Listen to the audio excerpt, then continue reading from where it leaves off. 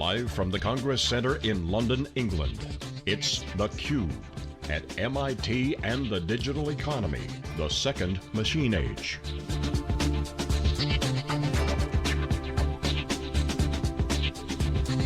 Brought to you by headline sponsor MIT.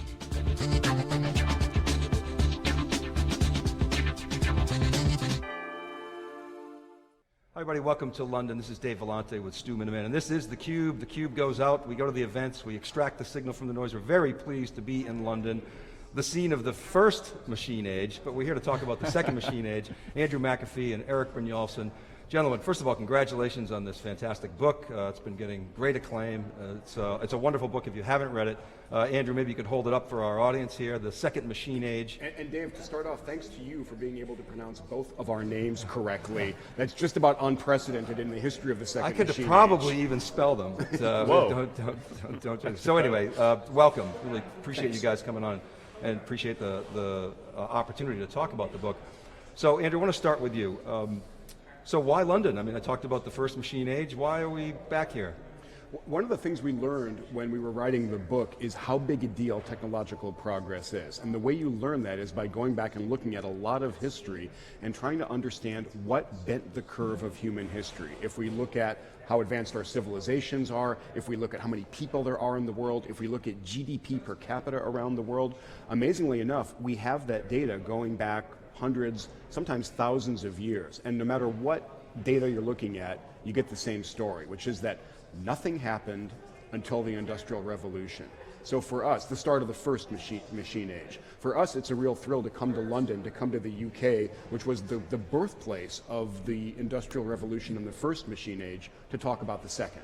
So Erik, I wonder if you could, two sort of main vectors that you could take away from the book. One is that machines have always replaced humans and maybe doing so in a different rate these days. But the other is the potential of continued innovation. Even though many people say Moore's law is dead, you guys have come up with sort of a premise as to how innovation will continue to double. So boil it down for the layperson. What should we think about in this book? I mean, let me just elaborate on what you just said. Technology has always been destroying jobs, but it's also always been creating jobs.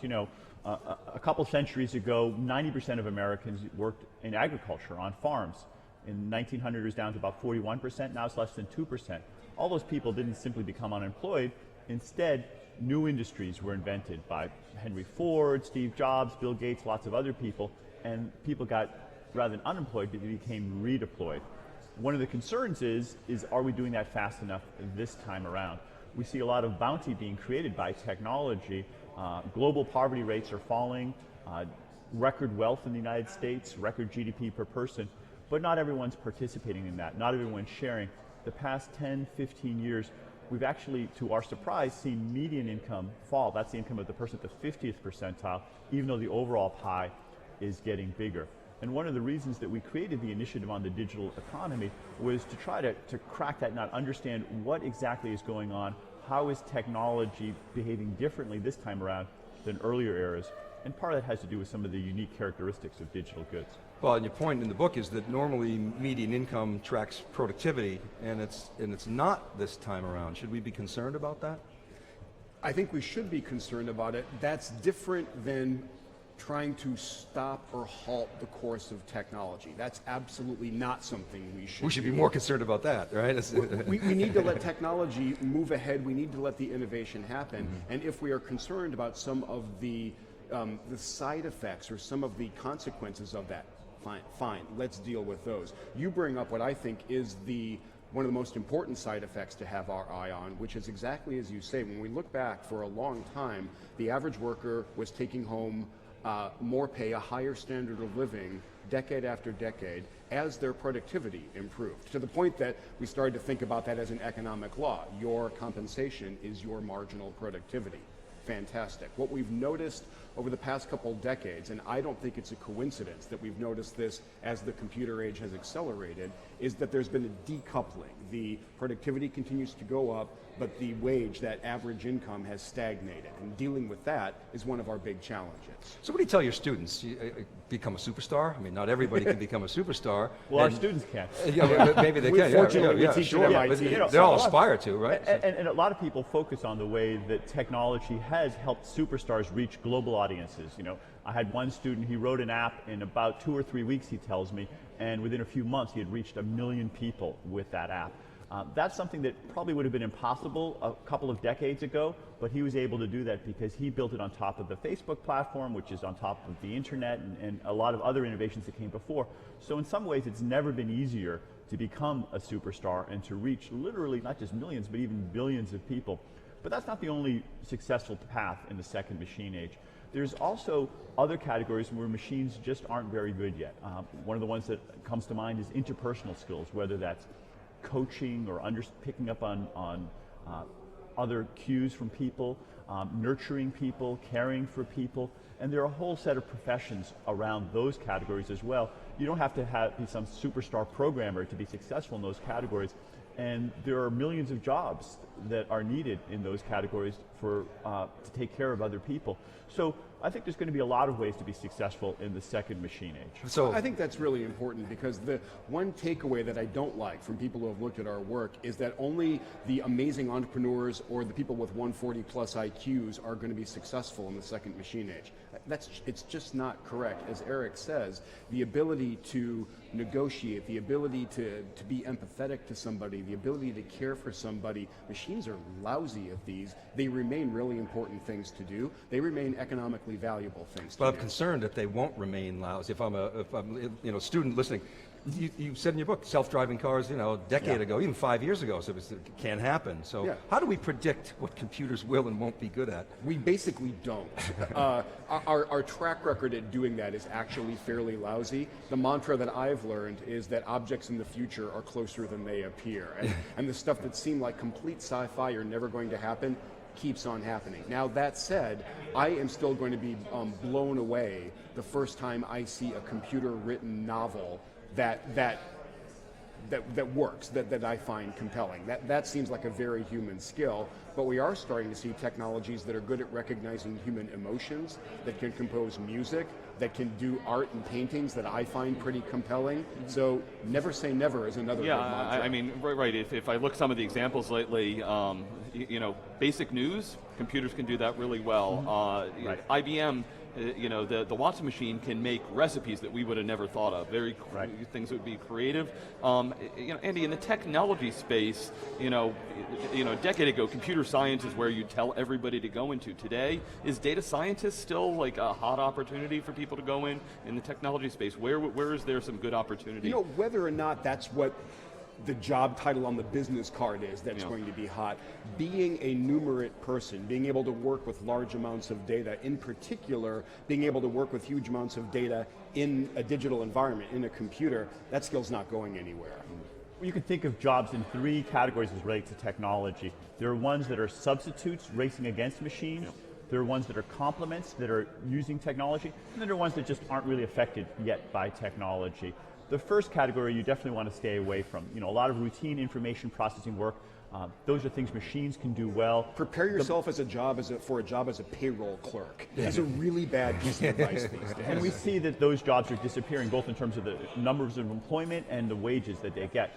The second category, jobs that complement, data scientist is a great example of that, or somebody who's an app writer or YouTube. Those are things that technology makes your skills more and more valuable. And then there's this huge middle category. We talked earlier about interpersonal skills, a lot of a physical task still, where machines just really can't touch them too much.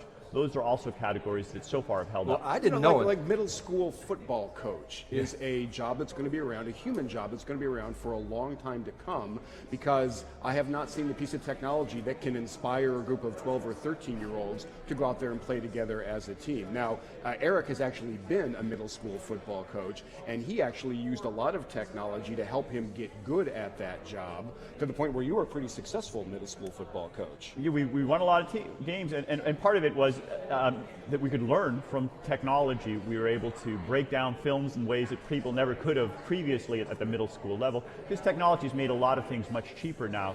then were available. So it was learning previously. to be competitive versus learning how to teach kids to play football. Is that right, or was it both? Well, actually, one of the most important things in being a coach is that interpersonal connection. That's one of the things I liked the most about it, and that's something I think no robot could do. I think it'd be a long, long time, if ever, that an inspiring halftime speech could be given by a robot and get them Eric to go out there. Kipper Brynjolfsson. Well, to me, the most interesting examples, and I didn't realize this until I read your book, is that the best chess player in the world is not a computer. It's a Yes. computer and a human. That's- Those, to me, seem to be the greatest opportunities for innovation. Yeah, we call it racing with machines, and we want to emphasize that that's where people should be focusing. I think there's been a lot of attention on how machines can replace humans, but the bigger opportunity is how humans and machines can work together to do things that could never have been done before. In games like chess, we see that possibility, but even more interestingly is when they're making new discoveries in neuroscience or new kinds of business models like Uber and others, where we are seeing value creation in ways that were just not possible previously. And that chess example is going to spill over into the rest of the economy very, very quickly. I think about medicine and medical diagnosis. I believe that work needs to be a huge amount more digital and automated than it is today. I want Dr. Watson as my primary care physician, but I do think that the real opportunities are going to be to combine digital diagnosis, digital pattern recognition with the unique skills and abilities of a human doctor. Let's bring those two skill sets together. Well, the stat in your book is it would take a physician 160 hours a week to stay on top of reading, to stay on top of all the new publications That's and the material. estimate, but there's no amount of time that Watson could learn how to do the empathy that it requires to communicate that and learn from a patient. So humans and machines have complementary skills. The machines are strong in some categories, humans in others, and that's why a team of humans and computers can be so powerful. That's the killer combo. Since the book came out, we found another great example related to automation and medicine and science. There's a really clever experiment that the IBM Watson team did with the team out of Baylor. They fed the technology a couple 100,000 papers related to one area of gene expression in proteins. And they said, why don't you predict what the next molecules are we should look at to get this desired response out? And the computer said, okay, we think these 9 are the next ones that are going to be good candidates. What they did that was so clever, they only gave the computer papers that had been published through 2003. So then we have 12 years to see if those hypotheses turned out to be correct. The computer was batting about 700. So people say that technology can never be creative. I think coming up with a good scientific hypothesis is an example of creative work. Let's make that work a lot more digital as well. So, you got a Yeah, question I from the got crowd? just a question from the crowd here. The first industrial revolution really helped build up a lot of the cities. The question is, with the speed and reach of the internet and everything, is this really going to help distribute the population more? What does the digital economy do? I don't think so. Yeah, I don't think so We either. want to come to cities not just because it's the only way to communicate with somebody. We actually want to be face to face with them. We want to hang out with them. Urbanization is a really, really powerful trend. Even as our technologies have gotten more powerful, I don't think that's going to reverse. Yes. But I do think that if you want to get away from the city, at least for a period of time, and go contemplate and be out in the world, you can now do that and not lose touch. Yeah, the social and the distributed workforce isn't going to drive that away. It's a real phenomenon, but Yeah. it's not going to mean that cities are going to depopulate. Well, the cities have two unique capabilities. One is the entertainment, and that you like to socialize with people in a face-to-face way most of the time, although people do it online as well. The other is that there's still a lot of types of communication that are best done in person. And in fact, real estate value suggests that being able to be close to other experts in your field, whether it's in Silicon Valley, Hollywood, Wall Street, is still a valuable asset. Eric and I travel a ton, not always together, and we can get a lot of our work done via email and via digital tools. When it comes time to actually get together and think about the next article or the next book, we need to be in the same room with a whiteboard doing it old school. I wonder if we come back to the roots of innovation. Moore's Law, as Gordon Moore sort of put it forth. 50th anniversary next week. Yeah, and it's coming to an end in terms of, it actually has ended in terms